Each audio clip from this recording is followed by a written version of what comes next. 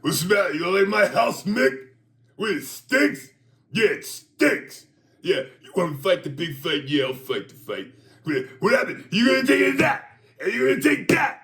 You want to trade me in? Why you interested now? Huh? I get my face all beaten, and for what? For those people say, Jingo's Balboa, just another brother in the neighborhood. I didn't want this. Can you guess where we are, Andy? No. Where are we? Ding, ding. Philly! Hey, yo. Paulie, you want to come watch me train? Philly, baby. Did you see I wore my my 76 You shirt look with like a Dr. white J? tangerine. Nigga, this shit is all orange. But I love the fact that it looks like a comic book cover. It does. It's from an artist in New York. Man, I'm telling you. Hey, listen, man. Y'all, God. Andy is growing on y'all. This motherfucker is growing on me. Let me tell you something. All for the last 3 days, I've been listening to episode 261, our latest episode of the podcast, the Digestion Chronicles. And I am convinced. I have two goals. I think I can. Hopefully, I get one done more than the other. Before I continue, welcome to any new podcast subscribers and listeners. Thank you for joining. Thank you for supporting. Thank you for subscribing. But again, listen to this episode, but follow my directions. It's important. Start from episode 1. Go in order. It matters comedically.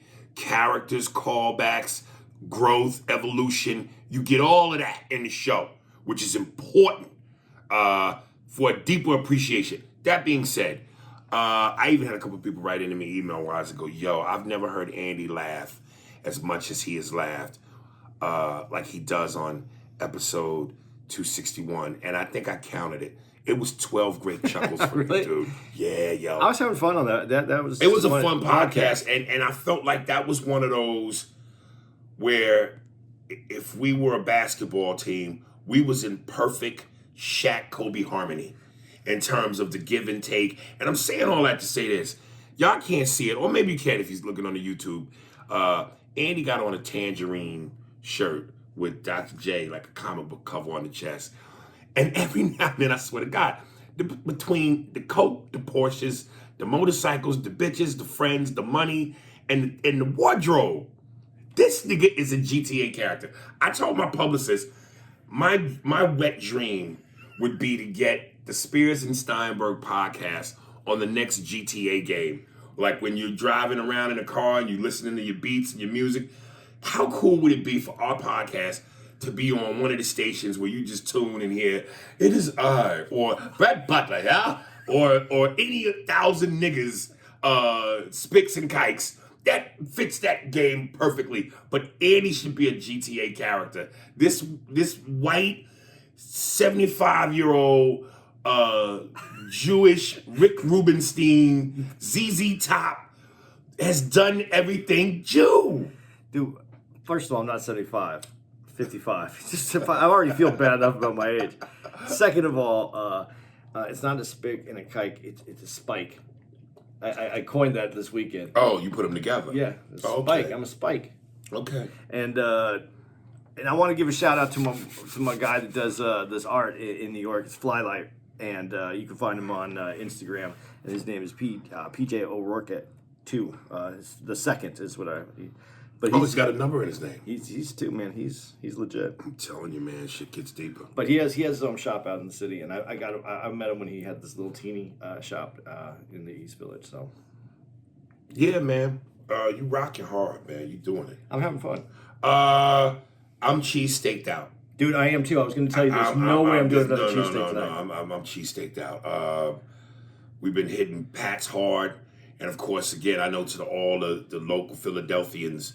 They'll go boo to Geno's and Pat's because that's touristy shit. But again, I usually eat free like I did last night, and there's something about the cheese and the meat and the onions that has a different taste. And the free. Yeah. With the free. But then we'll dabble. We've done Jim's, we've done Kabibbles, and Andy took me to John's roast pork. I love it, man. Wasn't a big fan. I love it. The meatball Sandwich was good, but what pissed me off was, one, the fryer was down, so you couldn't get any fries. Two, it was a 20 to 30 minute wait for your goddamn cheesesteak because they only had one cook. Three, they didn't have they had bottled water, but I wanted something that wasn't soda, like a juice, a sweet tea, or just anything, a Snapple. They have none of that. So I ended up getting the Pepsi, which actually went good with the sandwich anyway. And the cheesesteak, it was a big sandwich.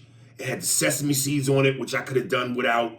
The meat cheese was good. They didn't have cheese which I prefer, but I got provolone. It was cool, but it ain't fucking with Pat's, yo. Dude, I gotta be honest. I'm John's dude. I like that sandwich. Now the place I was gonna take you, and my good friend Arthur was gonna come pick us up and take us, but he's a little. God damn! And it continues. Digestion continues. He was gonna take us to D'Alessandro's. And right. That guy came. And that was a place that I knew you were going to like because they put stuff on it. Like you like ketchup on your cheesesteak. And I prefer A1 steak sauce, but somehow no one is making the connection between cheese steak and steak sauce. So I don't use sauce. You like your shit just... Yeah, I liked it. Do you hear that in the background? Yeah, I do. What is it? I thought... No, picking it up somewhere. Yeah, remember we had that. Yeah. So, is there anything to do about that? No. People can just enjoy that background music. You know, when Steve does the compression, right? It'll probably go away, most of it. Okay. But yeah, but today after we went and my girl came up, Tara came up, and we all went for cheesesteaks last night. Right. We were done. And after I mean, look, what's today? Sunday, so Thursday, Friday, 3 days of straight cheesesteaks. Enough's enough. It's time to fuck a new bitch. And look, man, you don't even like you like your fries naked. Because they're crispy fries at Pat's. They get really crispy, and I like crispy fries. You put the cheese on it, it gets soggy, and then that defeats. You don't like ketchup on fries? I'd rather just have a crispy fry. So just naked, nothing. Yeah, I'll do ketchup, but yeah, them fries with the cheese whiz, dude. It is good, soggy and cheesy and. Oh, Jesus Kara Christ. got the cheese fries. I ate some of her cheese fries. Okay, yeah, it's delicious, isn't it? I just rather have crispy fries, and they stay crispy. All right, I hear you. I did go to Federal Donuts this morning here in Philly. What'd you get? Just they have cake donuts and just different flavors. Got a mascarpone and strawberry. And you, of course, drank water or milk or coffee, soda, right? Coffee. You don't need milk. The things you do to disrespect your palate. Dude, milk isn't even something we're supposed to have. I know you said this before, but fuck that. Yeah. Milk go together like OJ's hand in a glove. It didn't fit, man. Well, there's that too. So there you go. All right. Before we get into it, since we're in Philly, let me do my Joel Embiid impression. They play good defense. They play with the ball. I gotta be in the post, and I gotta do a better job. My footwork, like Shaquille and Barkley said. He sounds mildly retarded to me. He's a great basketball player. Yeah, he's a good big man, but mildly retarded. He's got a nice touch. Yeah. Do a fadeaway jumper. He plays great defense. Plays great defense. But why doesn't he have the impact of a Shaq? Like, no big man. I don't think Joel Embiid, when you think of the great centers, Wilt, Russell, Kareem, Shaq, Ewing, Robinson, he's not better than any of them. He's still young. He still has time. No, but I don't see him surpassing them. He didn't start playing basketball till later, though, too. But when you got it, you got it. Yeah, but, you know, one of the guys that you brought up, which I think is, you know, Shaq #1 on... pure power and dominance. Yeah, but Shaq is built from foot to the top of his head proportionately. Mack truck. Yeah. 18-wheeler. Yeah, no doubt. And Wilt was similar. He was proportioned, but he wasn't as big as Shaq. Right. Girthy. And Robinson was similar to that, but Robinson's legs were a little skinnier. Robinson had great shoulders, nigga. Yeah, but that's maybe probably why his legs look skinnier. But I mean, the guys that are proportioned well, because there's a lot of dudes that have like skinny legs, right? Or they're just thin all the way up top, and they don't. Their game's different. The one who isn't that is Kareem. Kareem was thin and still dominated. But that hook shot, yeah, that was the. But he played defense. Right. How do you assess Ewing? Ewing Ewing had everything. I don't know why Ewing couldn't get that fucking ring. Wouldn't you say why? Well, I know why. From North Carolina, that guard 6'6". Are you fucking serious? If it wasn't for that nigga, a few of them motherfuckers would have one.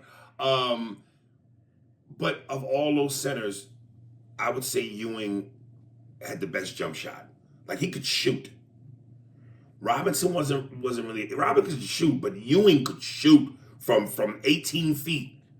Do you put Shaq couldn't shoot. Chamberlain wasn't a shooter. Oh, how the fuck did we forget Hakeem? Hakeem could shoot. Hakeem could shoot, but Hakeem also had what was it? The shake, his footwork. He moved almost like a guard. Yeah. No, that's true. But where do you put Duncan? Do you not? Duncan But played he's power forward. but he played center too. Nah, he's natural power forward. Like Charles Barkley said, the greatest power forward ever. Yeah, and I agree with that statement. So it's hard for me to say. But he was a big man that had all kinds of skills, and he shot. Like, it feels like Joel Embiid, for what the league is today, is the dominant big man. But you put him in that era with all them other cats, he wouldn't dominate. He wouldn't even, I don't know that he'd be, I mean, obviously, yeah, he'd do his thing, but I don't see him being better than any of those guys. The game's different, though. The big man isn't as integral to the game as they used to be. That's true, too. So maybe his talent that he could have had it in that era, he could have had, but he's. But here's where I agree with Shaq. Like, when Shaq will criticize Embiid, he goes, you know, if you're a big man, you got to get in the paint. I know he can shoot. But if you're a big man, you got to get in the paint and dominate. That's barbecue chicken. You got to get in the paint and dominate. 20 and 10, you got to dominate.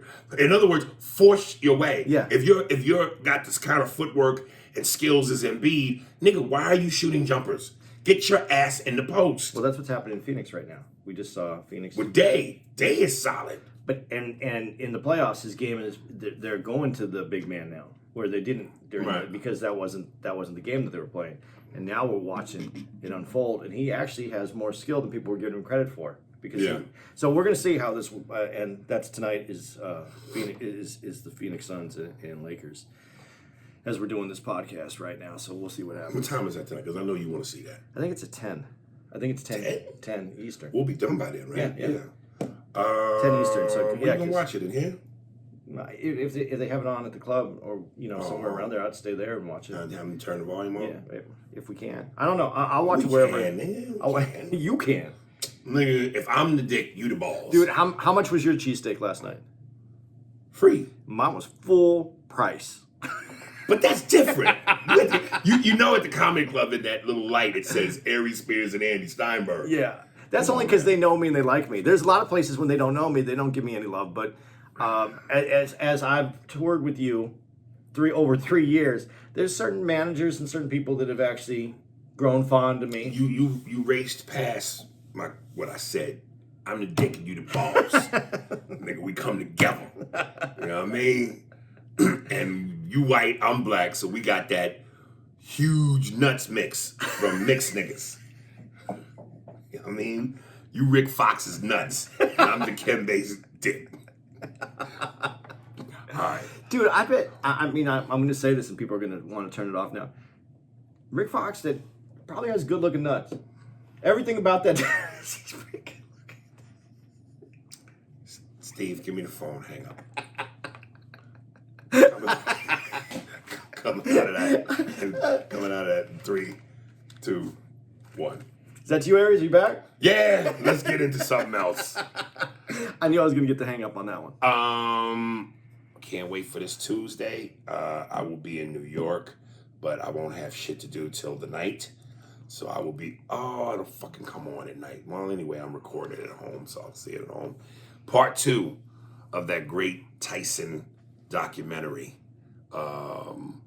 Before I dive into my shit, did you learn anything that you didn't already know? And before you answer, I'm sorry. Go ahead. Because again, I had seen everything on Jordan. So that's why I was so geeked about The Last Dance, because I go, I know they're going to tell us more than what we've already known 1,000 times. And they did. And if for nothing else, it was worth it just to hear Mike curse. Because we all knew, sometimes I dream. We know the image. We know the squeaky clean shit. We know the corporate brand. But, nigga, you know, ho, you bitch. Fuck you, bitch. You fathead motherfucker. Why you keep fucking up that play, you fathead motherfucker? That was worth all of it. So yeah, Tyson, did you learn anything new? I didn't learn anything real new. Right. But I connected with it more. Okay. Do you know what I mean? Because I think so. listening to Tyson speak, getting some of those older clips, and when he told the story about the dude, I knew that I didn't know that he actually beat the shit out of that dude who killed his pigeon. I knew that they. No, I didn't know that either. That I didn't know, but when he talks about that, that's when you really understand that is just Mike is. I don't know at what He's point. wired different. Yeah, he's just a little kid though inside. So he's emotionally. I'm not saying today, right? But through his career when he was fighting, that was still a young boy that was just not taken care of well, right? And mentally he wasn't allowed to grow. He became a fighter to defend the little boy that was in him. Well, I wondered why it took the bird. Like, motherfuckers picking on you, beating you up, and getting hit hurts. So wouldn't that be enough motivation to go, I don't like getting punched? What made the bird set him off? I've never gotten in a fight for myself. I know that's going to sound weird. Like, I've never gotten in a fight where we actually thrown because of me. Like, I was either able to be funny and make it go away, or the only times I've ever gotten in a fight was for someone else, because of someone else. Like family, friends. To protect someone else. Right. I think it was he saw something defenseless and it just set him off. That bird had nothing to do with anything, couldn't help it, couldn't save himself, and I think it just finally just blew up. But I said that Mike right there, when I say that young man right there, that young, he wasn't a man, he was a little boy at the time. Dude, I think he was like 12. Yeah. I think he stayed in his career when he's boxing. I think that's his what I want to say, his feeling, who he was as that small boy, stayed with him the whole time he fought. And I don't think emotionally, that's the word I was looking at. Emotionally, I think that was that protection the whole time. I think he stayed emotionally that level. Even though he got more intelligent, even though he saw more, emotionally inside, I think he was still childlike because of that. I mean, I had always heard prior to that documentary that the dude broke the bird's neck. They said in this he took the head off. Yeah, I don't know how true that is. Because, I mean, goddamn, I know niggas in the South would wring the chicken's necks. Yeah, until the head's, yeah. But they would chop them off, not break them off with their hands. Yeah, they say they would run around with their head just flopped over. And yeah, run around. But even that's not, because I would imagine that's tough to do. Yeah. Damn. But I just imagine, I just imagine how hard, when I saw that, that's what I connected with. That's what I'm saying, that how I connected with him is I saw him as just, everybody said he was the beast when he fought. I think that was the outer person, and the inner person was still that 12-year-old kid that just wanted things to be better. Sometimes from tragedy, you get triumph, and from bad shit comes good shit. So, based on what that moment produced, who do we thank? The bird or the dude who broke the neck? Take the bird. The bird took it. But, the reason I'm also saying that, too, is because, and I'm sure we're going to see this maybe in this next part, but, when he talks about how he, that guy, he doesn't let that guy out, basically, anymore. That guy's behind him. He doesn't want that guy, but he misses that guy. Right. I think that's part of that whole, I think we're going to learn a lot more in this next part as it comes together. But I think there's a lot of complications and a lot of things that weren't dealt with until later in his life. Right. There was one point when one of the guys, when the white guy said Mike Tyson is more loved now than he's been after the rape conviction.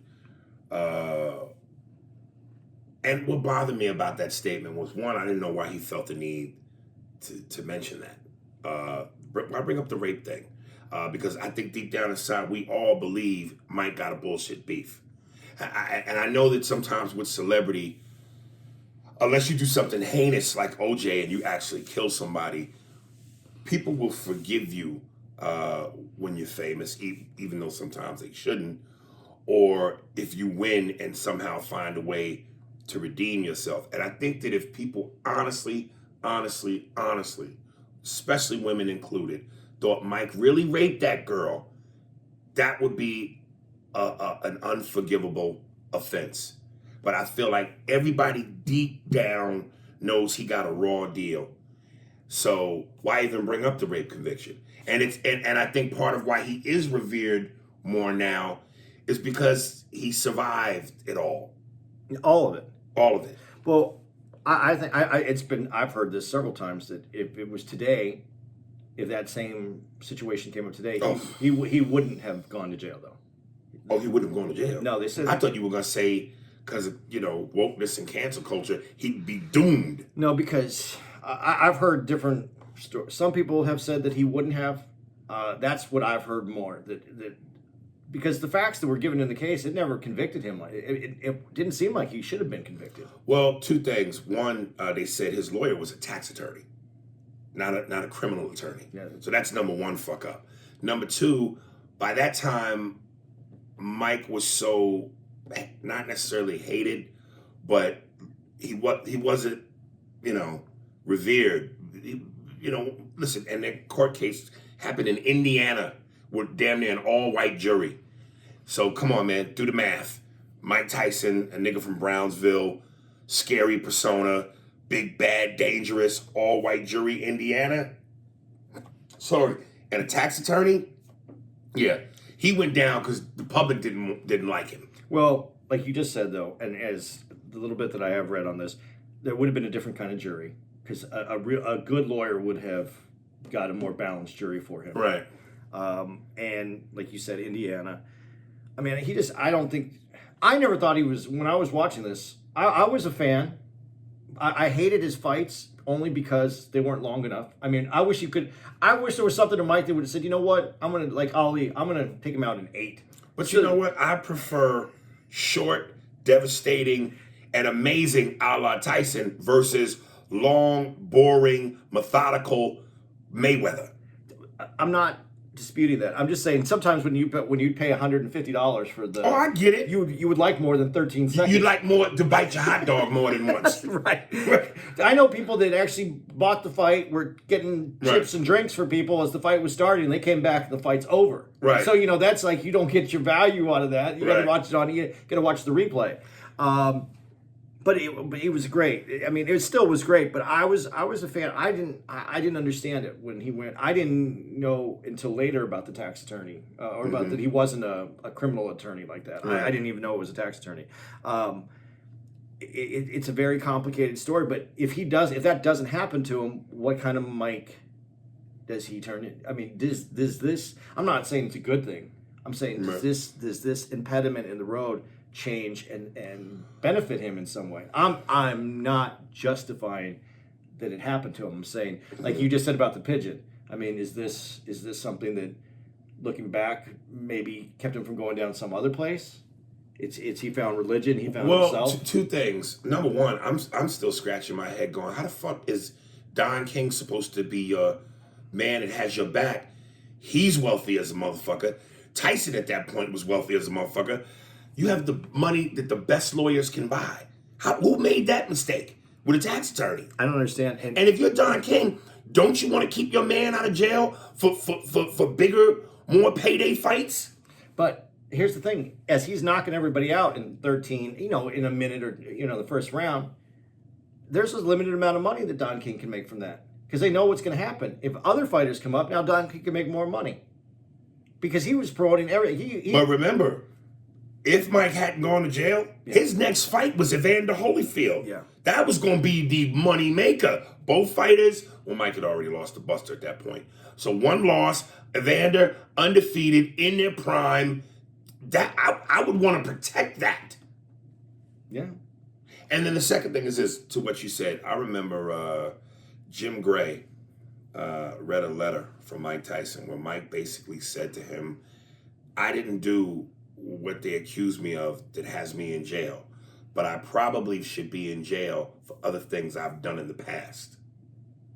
How could you not love that dude, man? Like to be able to admit that. You know what I'm saying? Yeah. And I mean, look, whatever it is he did in the past, wrong is wrong, crime is crime. I can't think of nothing more heinous than rape, unless you fucking with kids. But okay, if he felt that maybe he robbed some old ladies or beat some people up, and that should put him in jail, all right, at least he's man enough to acknowledge that. But yeah, man, I you know. But that's more of a spiritual way of looking at it. Like, okay, yeah, I'm here. I was wrongfully convicted, but there is other things that I could be here for. So right. I'm gonna take this on the chin, and I'm gonna go forward. I'm gonna fix who I am. That's someone finding their internal, their spiritual self. I love when Patrice on his and folks, if you haven't seen it, YouTube Patrice's half-hour HBO special where he does the joke about Mike Tyson versus Scott Peterson in terms of believing who's guilty and who's not, and he proceeds to do the joke about Mike Tyson forcing oral sex on a woman, which is fucking brilliant. But I love when he said, here's how I knew Mike was innocent. When Mike did the interview and said, yeah, I wish I really raped the bitch, her and her mama. He goes, whoa, that is an innocent man. To say some shit like, I rape her and her mama, that nigga's innocent. Versus Scott Peterson being on TV, being dishonest. Please, help me find my missing wife. And Patrice goes, no, here's how I knew he was lying. I was like, that motherfucker killed her. Because no man cries for his missing wife. It's so horrible but funny. But, yeah. And I think of all the things that Mike had been through prior to, that was the final icing on the cake that just sent him into a rage, and for however long that span was, the Tasmanian devil. Just angry.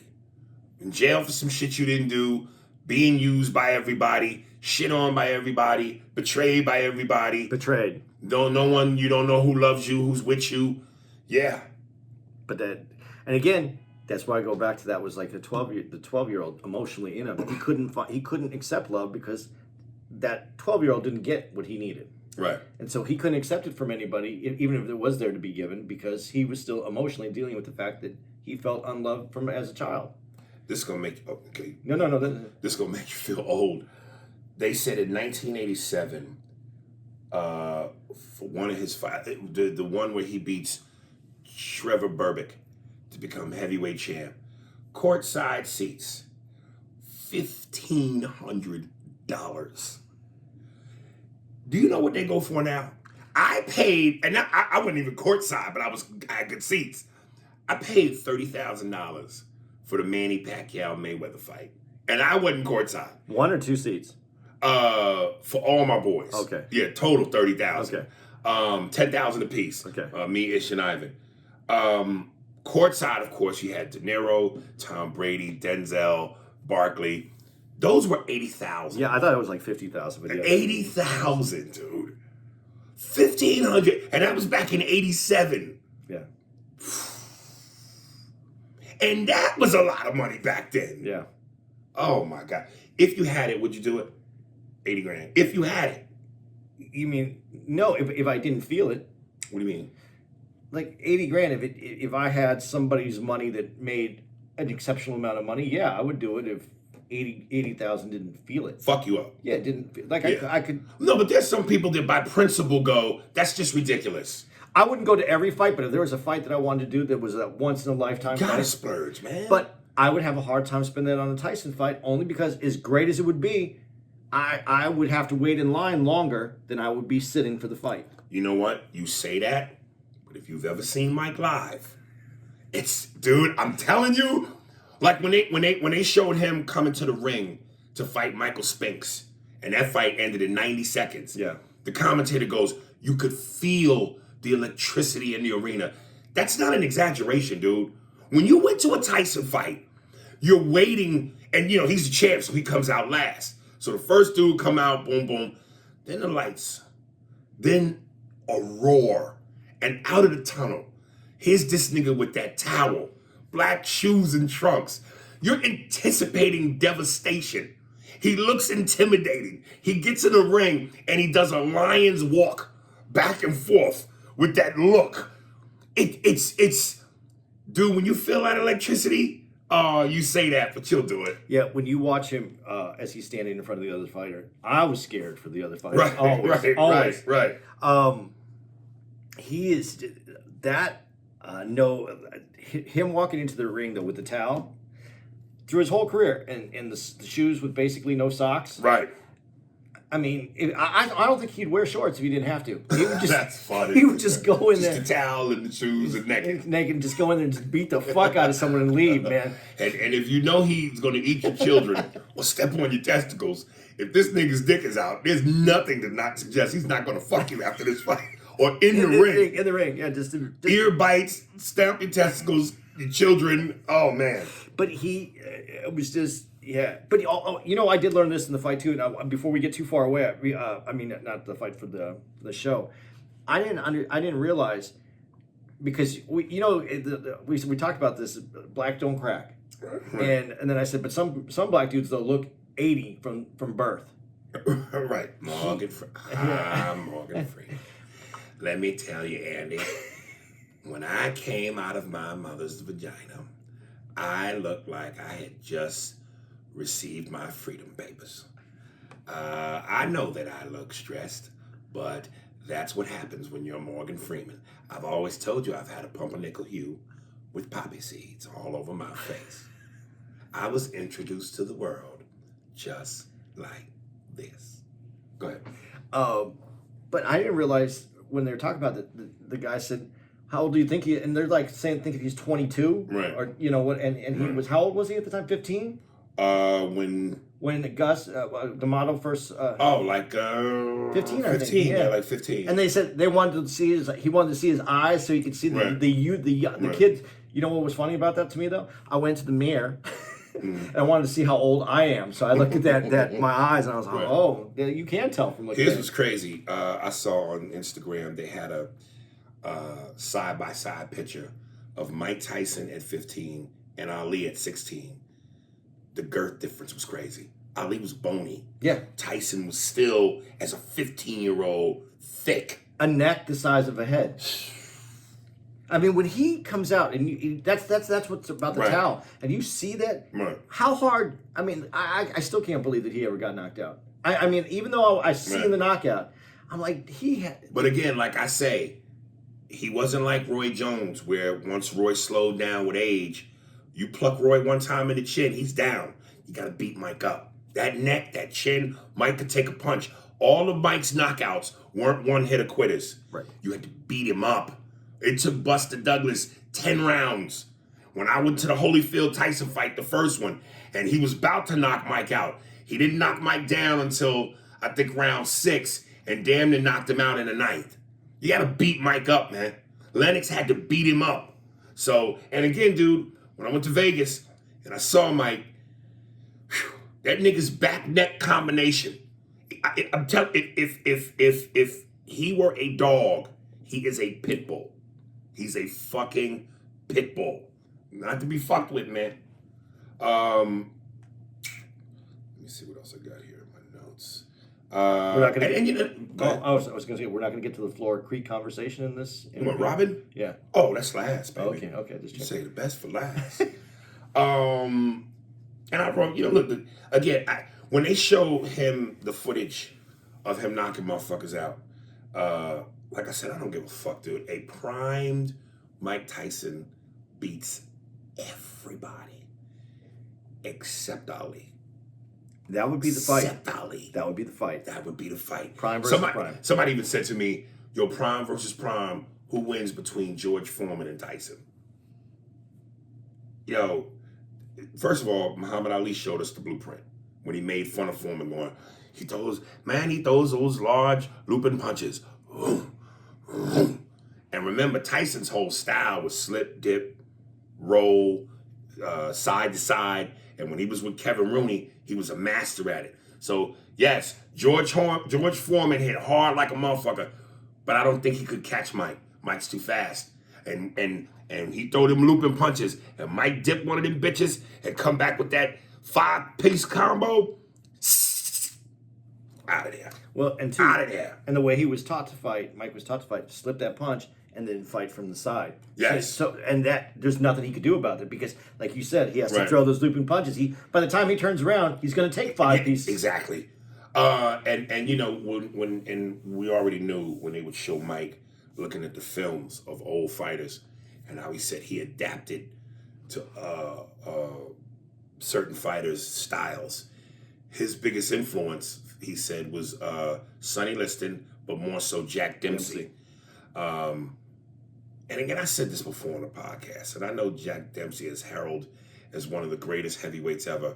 But when you refuse to fight niggas, I have to put an asterisk near your greatness, which he refused to fight black men. And I got to take from Larry Bird. When Larry Bird said, the black basketball players are the best. They're the best. I get offended when you put a white dude to guard me because I want the best to guard me so I can show them how great I am. So if you refuse to fight niggas, I'm sorry. But he never said, I don't think he said he was the best fighter. He just liked his style. No, he liked his style because he said he was a devastating fighter. But I'm just saying, in boxing folklore, Dempsey's regarded as one of the greatest. And you refuse to fight niggas, man. I can't give you that. I was surprised that he never brought up Ali because Ali was... Well, no, I saw a clip where he said he admires, loves, and respects Ali.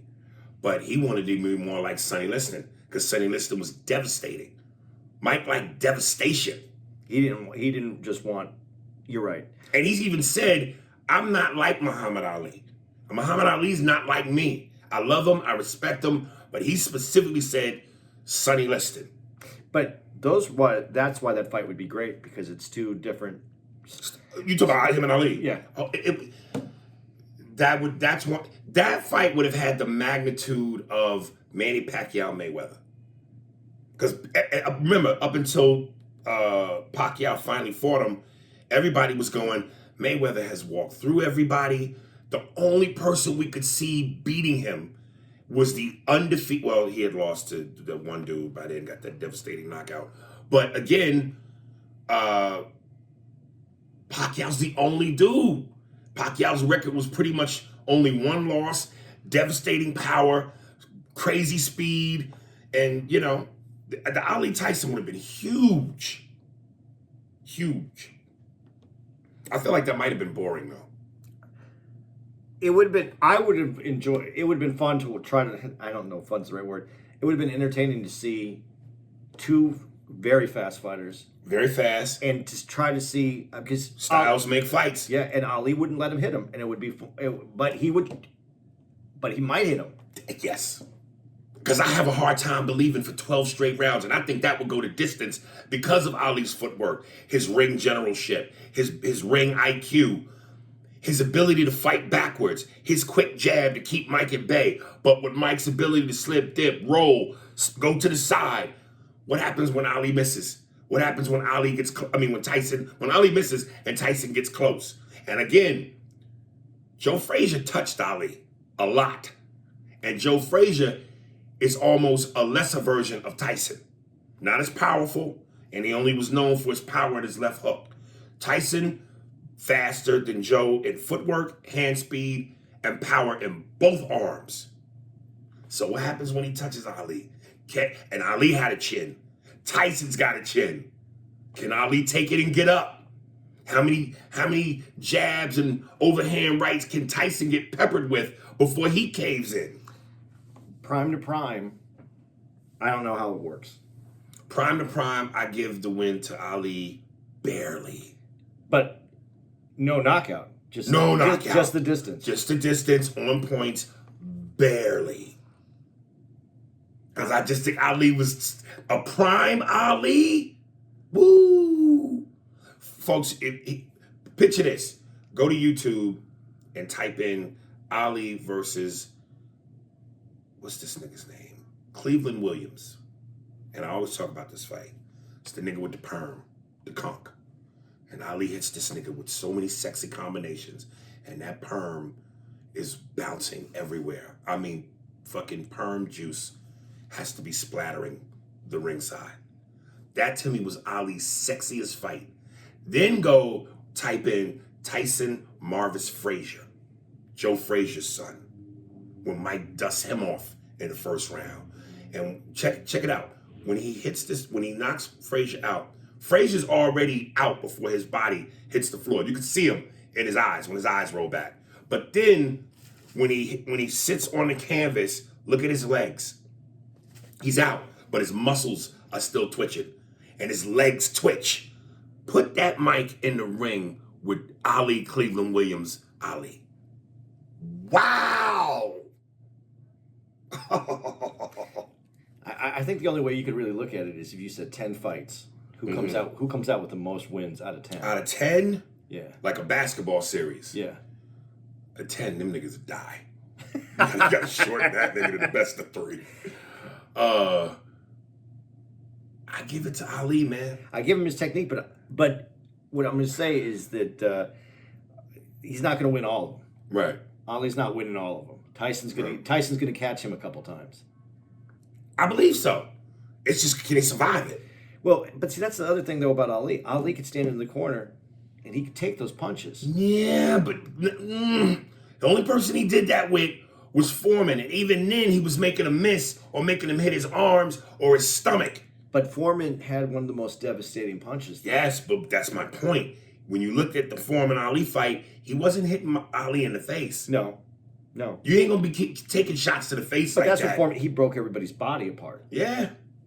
I love it when in the sports century, and I used to love when they play those because they would play them during the holidays, and they would binge play them, and I would watch them. The sports century, and they did Foreman, and he said, yeah, I used to throw punches that hurt your body, that move your organs inside and hurt your body, break your body. Yeah. The custom motto, Mike Tyson narrative.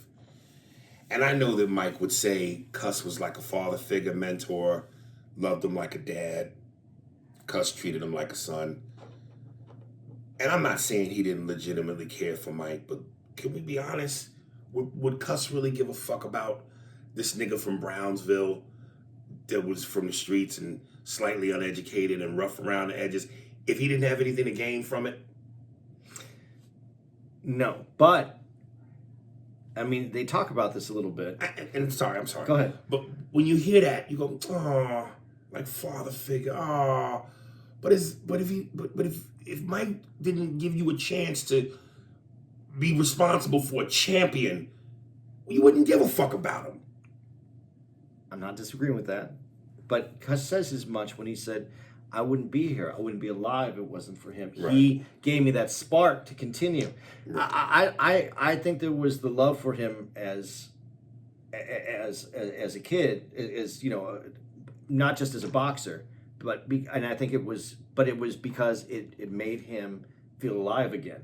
Like they gave each other something. I don't feel that it was just.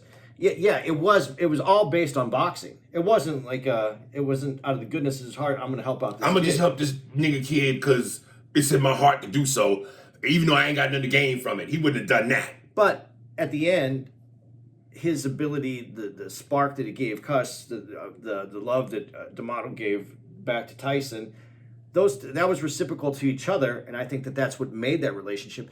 I don't think that Cuss would have thrown him out of the house if he didn't win the championship, though.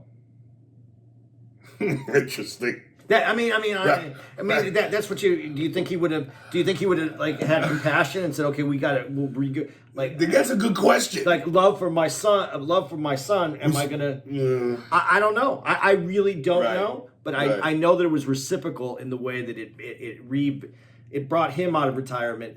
And this is the thing. I heard some of the people commenting on this though too. Cuss doesn't come out though unless it's someone that that gives him that spark. Cuss doesn't come out of like retirement to go back into this. Well, the last heavyweight champion he was responsible for was Floyd Patterson, and that was in the '60s. Yeah. So it'd been 20 years So there was something about Right. Mike that made him Right. want to do this. Right. And if it was just boxing, there's other boxers that he had been around. There was something with Mike. And I'm not going to say, okay, I'm not going to try to put a percentage on it, 90-10, what love, not love. There was love for each other in that. Right. But you're right, it was based on boxing. It wasn't based on just Pure love. pure love. Like this is Right. a kid I can help. Right. This kid helped me find Right. found my sneakers again. I wanted to go and do this. And to your point, look, Cuss was in his 80s. It's not like he had 15, 20 more years. So it wasn't about money. Like if this kid becomes champ, he's gonna get all this money and I can benefit from that. Like, think how much longer what about the money? In other words, he cared more about producing a champion. That would have meant more to him than Mike going, here's a car or a new house. Right. I think that's true. I think that they found. I think that the boxing united them, but I think there was something between the two of them that made it worthwhile. Right. The one guy said, and I love when he said this shit. He was like, "Yo, there was a point in time when the three baddest black men on the planet was the Mikes. Yeah. Michael Jordan, Michael Jackson, Mike Tyson. And let me tell you something. I know I always say our era. I just don't see how you beat it. That right there proves it. Michael Jordan, the greatest basketball player of all time. Mike Tyson, at that time, the greatest fighter, most devastating knockout artist. And Michael Jackson, the king of pop, the greatest performer ever. Come on, man. I'm happy we lived in this era, man. That was a beautiful time. And when you talk about the three mics, because this is my time, this is really, I'm older than you, so this is really like 80s. Right. I'm experiencing nightlife and going out in Right. the 80s. And I was DJing at the time. Right. If I needed to get a record, if I needed to get people on the dance floor, Michael Jackson. Oh. Everybody came to the dance floor. Right. What was the only thing that could stop the record? If there was playoffs going on and we wanted to put the Bulls on so everybody could watch the Bulls game. And what was appointment television? A Tyson fight. Yeah, that's what I was going to say. And if there's no one at the club, it's because there's a Tyson fight. Right. That was my time. Right. And it is so when he said that, I was like, yeah, you can't. There's no argument in that whatsoever. Yeah. Oh, what a fucking fantastic time. And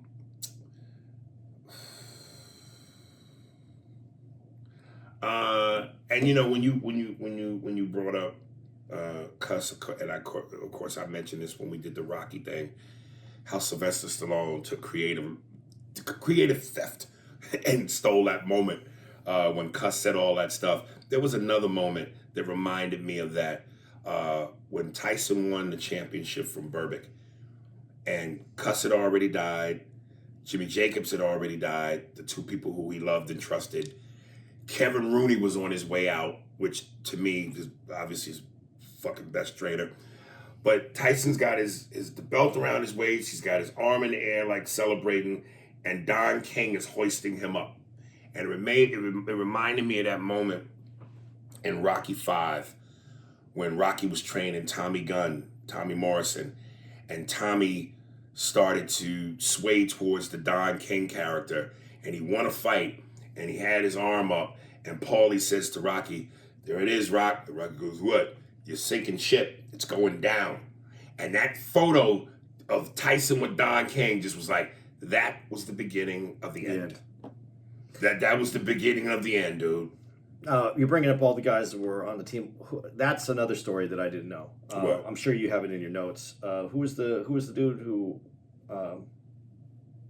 the guy, his trainer in the beginning? Kevin Rooney. Oh, Teddy Atlas. Teddy Atlas. I was going to ask you. Thank God you brought that up. I was going to ask you.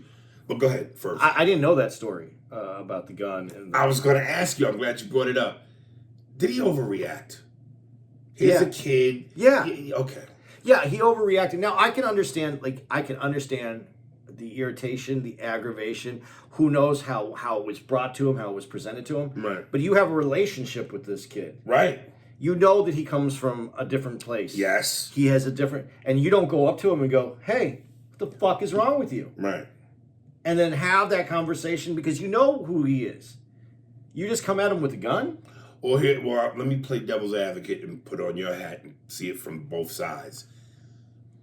Do you think that Teddy, because he knew how powerful and strong this dude was, thought, I have to do something so outrageous to scare this kid, because if I don't, he's so big and bad and tough. He might laugh at me if I don't and might whoop my ass. Maybe because that's the thing that you hear is that he smirked. Right. And the smirk is when he was like thinking about I mean, is he really thinking about, and how come we never heard, how come this isn't like national? Well, Tyson did recently apologize to Teddy. Yeah. Yeah. But you don't think Teddy owes him an apology for coming at him with a gun? I don't know if he did though.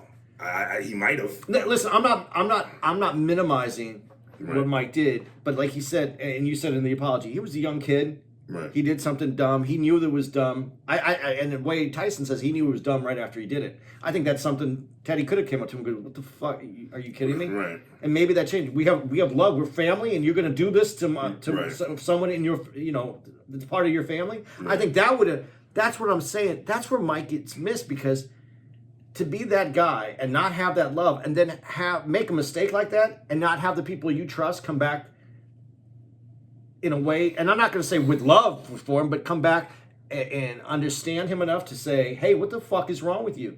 This but isn't again, how we act. Mike never grew up with the kind of parental discipline that would have told him that was wrong. But then that's what the job was at that moment for Teddy. Yeah, not to come at him like what happened to him on the streets, because that's what happened to him again. Right. He made a mistake in something that could have been, and I don't know because I wasn't there, but I would think that you would want to come at someone that you knew who'd been on the streets, had a hard life, and come at him and go, this isn't right.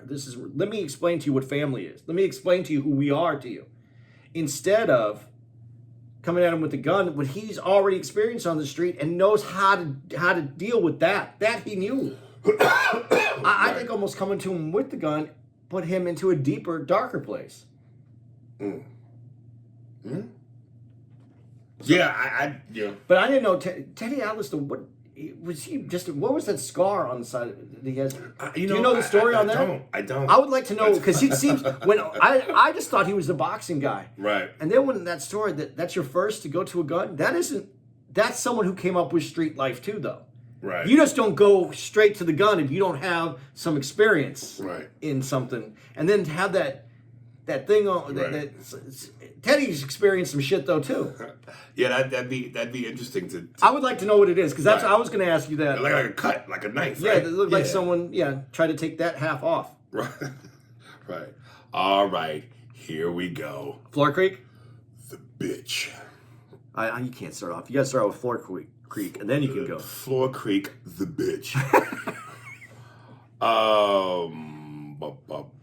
Let me just see something.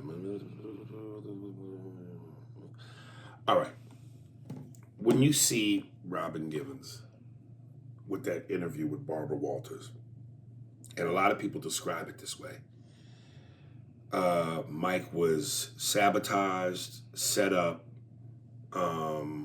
You could see the look in his eyes. And again, keep in mind, this is a kid still. He's in his 20s. And still, like I'm trying to say, emotionally disconnected kid. He isn't growing. Never had money, never had fame, came from the mean, gritty streets of Brownsville. Everything he's trying to navigate through for the first time in his life on a level he's never seen before. And they said Mike had always been ridiculed and teased by girls, didn't have success. Now here he is with a television star, a beautiful television star. What was her angle in doing that? First of all, and Mike, I guess he said in some Playboy interview with some baseball player, Jose something, that a couple times he said something about that was the greatest hit he ever gave, was hitting Robin. And of course, I am not promoting men hitting women. I always say that. No woman ever deserves that. But I'm also wondering, was that the emotional Mike talking shit because he was so angry, or did he really hit her? And if he did, he was wrong. I'm not excusing it. But I don't believe Robin. And a lot of dudes, and I sent a post out of Mike Tyson at a game. I don't know if you saw my post. Didn't see He was this. at a game, and they put the kiss cam on him and his girl. Oh yeah, no, I did see Yeah, that. and Post. she kissed him, and he passionately kissed her back. But then he put his hand over his face in embarrassment, and it was the cutest moment. And people laughed and clapped, and I just went, man, I'm so glad to see he's in a place in his life where he's finally with a woman who loves him for real, unlike Robin Givens. And listen, a lot of black women knew where I was coming from, but I had a nice amount of black women go, why you got to demean the black woman to make your point? Why couldn't you just say, be happy for him? And I said, to appreciate the sunshine, you have to have experienced the rain. So the connection was for a guy that went through all that he had went through, the rain, the pain, to have a moment where he's with somebody who legitimately loves him. How do you not make that connection? And when she was on that interview with him, what was her fucking angle? What was your point in doing that? Well, I don't even have a problem with her doing that. No? No, here's what I have a problem with. I have a problem with acting like everything is good. Acting like everything is kissing and everything. You saw all the outtakes where they're outside and like this is a loving couple. And again, I'm going to go back to what I said, his emotional state, like who he is emotionally. He had a lot of things that he still needed to deal with. So accepting love and finding love and being in love and trying to understand what love is, to feel like, okay, yeah, I'm not saying that he didn't hit her. I'm not saying he did hit her. I'm saying, I'll say this before I go any further though, if he hit her, she would be in the hospital. A lot of dudes were saying that on the post when the women were going, but he beat her. And one dude was like, we ain't seen no pictures. We ain't seen no evidence. Where'd he beat her? Under her feet? And I'm not saying even if he slapped her a little bit and that's okay. That's not what I'm saying. I'm saying when you say hit her, if he hit me, I'm going to the hospital. Dude, I said if he cheek kissed her too aggressively, her teeth are loose. Okay. So that being said, I think that it's the setup that bothers me. It's the setup in the way that she played along with the whole interview. She did the loving wife. She was, life is good. And then when it came up, and he said, I shaked her. I have shaked her, which you're not supposed to shake your girl either. There's obviously, he's having, like I said, going back to emotionally, he's having issues. He's still a young person. Right. He shaked her. And then he says, and then she comes over, she goes, I don't think you're getting the full story. And right then, it was over. She went in, she played the whole character like the princess at the house, and then went in and said, nah, he's the devil. Because she said it's hell. Yeah. So that's my problem with her. If she wouldn't have been part of all that, and then she would have came in, she goes, no, this Mike and I this is our real relationship. Or had made it clear that she wasn't happy. But up until that moment, it looked all good. And look, okay, Mike chose her. We got that. But again, kind of like with the cuss thing, and but not like the cuss thing, what you just said, as you see where they benefit each other. She had more to benefit from Mike, his money. Even that point where he goes, where the lady, where Barbara Walters goes, did you sign a prenup? No, for what? We don't need one. Of course not. You're going to make more money in that divorce than you ever made in your career in front of a camera. And on top of that, you got the house, you got the car. Mike said anything she wants, all she has to do is ask. By being Mrs. Tyson, that comes with perks. Your fame level goes up. Everything in your life goes up. And I'm going, I never got the sense she really loved that man. She's highly educated. He's not. She's from the other side of town. He's not. They couldn't be more vastly different. You really love that nigga? If he wasn't Mike, and then there was this, Mike Tyson with the lisp, and he wasn't the greatest looking dude. And bitch, you fucked Donald Trump, you fucked Michael Jordan, you fucked Brad Pitt. So come on. You really love that man? See, I'm not gonna throw dirt on her for that. for all the stuff I that am. she says, I'm going to say what I'm throwing it at her for is that she set him up. And you can't say that she didn't set him up. It's clear by watching the video beforehand that she knew what she was going to do. And Yeah. she made herself out. And listen, she may have been the victim in that relationship. I'm not going to say she wasn't. He was too then. But he was too. Psychologically, emotionally. And that is definitely 100% sure because of the way she set him up to show that to the world. She set him up. That's my problem with her. If she could take advantage of him and she wanted to, that's on him. But then she should have been honest about it and not lured him into the interview like, yeah, I'm here, I'm your wife, I'm going to support you, we're going to figure this out together. But then as soon as the door opened where she could come in and go, living with Mike is hell. I was like, that is a setup. And here's perspective. Tina living with Ike was hell. And we know Mike wasn't Ike. You know, and when you go, and this is my last thing, when you go, I'm not going to throw dirt on her. Here's why I will throw dirt on her. Fun fact, you do know she cheated on him with Brad Pitt in that house. In the house Mike bought. She was fucking Brad Pitt. And Tyson told that story in his book, Undisputed, when he goes, I drove home, I look in the window, I see Brad Pitt. He comes out, he's terrified. Please don't hit me, not in the face. Do you think that's when Brad Pitt started to age a little bit? Because there's definitely a point where he looks good, and then all of a sudden he got a little older. I think that might have been it. Right. I could just see Mike looking through the window, seeing Brad. Who's in the house? That's so. Who's in the house? But if that's the case and that's the true story, Right? And I'm not saying it is because it's his book. I'm not saying I'm going to say whatever Robin wants to say. We can make that the truth, but she cannot deny that it was a setup. It was a hit job, And she shouldn't deny that she was an opportunist. She fucked Donald Trump. Why would you do that unless you're not looking to cash in? He was more likable back then, in the 80s. All right, I'll have some of that black pussy. Just strap yourself on the gold bed, spread your brown legs, and as soon as I'm done fucking you, you can't walk out the front door and take the elevator down to the lobby where there will be a limo. You have to go up the stairs, up to the roof, where you'll be helicoptered out because I can't have a Negro coming and being seen leaving my house. I think that's it. And that's how I get pussy. Okay.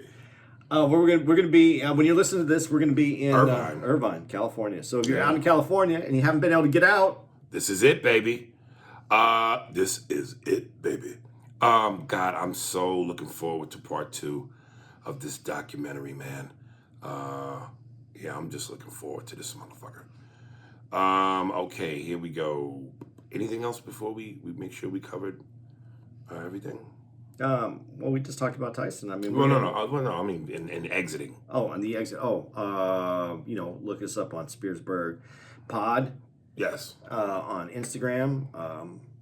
Check out our Patreon. Yep. We do an uncut video of this podcast. It's on YouTube under Spearsburg Pod. Mm-hmm. And you can check. You can see it's raw. It's uncut. There's no music. There's no sound effects. Uncut. There's no coke. Chichi, get the yayo. But you can see us fucking shit up. Yeah. Black D promo. His Instagram is BLACK_D916. Just dropped my Rain Man album. Hope you fucking with it. Enjoy it. Black D as in black dick.